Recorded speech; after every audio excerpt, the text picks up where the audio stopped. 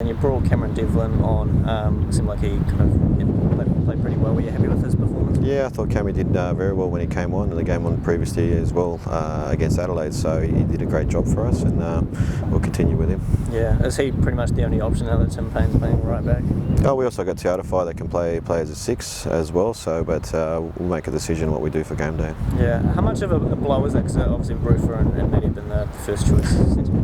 Yeah, they've been working quite well together, and they've been consistent together, and they won a lot of balls for us, and they do win a lot of balls for us, and they start the game for us as well. So it is a blow, but we've got the depth in the squad to continue. Was there any temptation to look at potentially bringing in another Gary or something and tweaking the formation at all? No, not really. No, I'm strong, like I said from day one, strong in my beliefs in the way that we set up and the way that we play. So that's why we signed certain players to have the depth in the squad, and I've got no issue like that. Yeah, and the second time playing Melbourne Victory, you go in on a pretty good run at the moment. Is the mindset different this time round?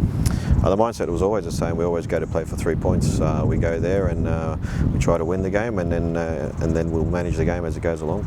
Yeah, and I guess traditionally they've been, playing Victory away has been one of the tougher games of the season. Do you feel like they've kind of lost their aura a wee bit this season just because of the results? Look, they've got a new coach as well, and some new players coming into the squad. So it takes time for players to adapt, and the coach to adapt to the environment as well. So look, they're always going to be a strong team. It's always going to be a difficult game for us, but like I said, we'll go with a game plan to come back with 3 points. Yeah, and there was a stat that I think Tuivinen scored every game he's played against the Phoenix. How key is he to shut down? Because I guess he's still in that game earlier in the season. He could just kind of produce a wee moment. Yeah, he's a very good player. They've got some very good players up front as well that can hurt you. So we'll go there to nullify their strengths and then try to play to their weaknesses as well, and we'll try to utilise our players as well in hurting them. Yeah, and it was a bit of a slow start against Western Sydney on the weekend. Do you kind of put that down to the fact that the team had just kind of spent the whole week up in Auckland last week? Yeah, it was a different setup, different preparation for us leading into the Western Sydney game. Also travelling straight from Adelaide to Auckland and spending a whole week in the hotel is a change for us. But look, at the end of the day, we're not going to always play the way that we've been playing.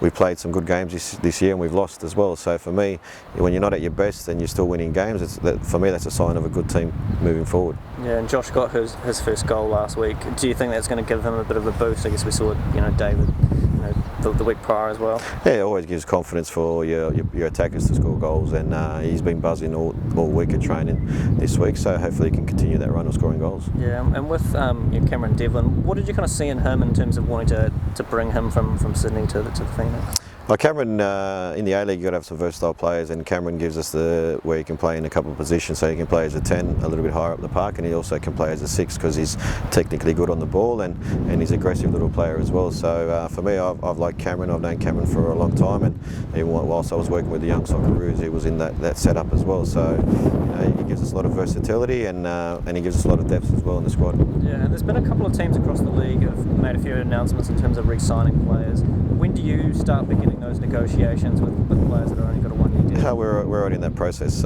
Looking forward to next year, so hopefully the next couple of weeks we'll get some signings out there.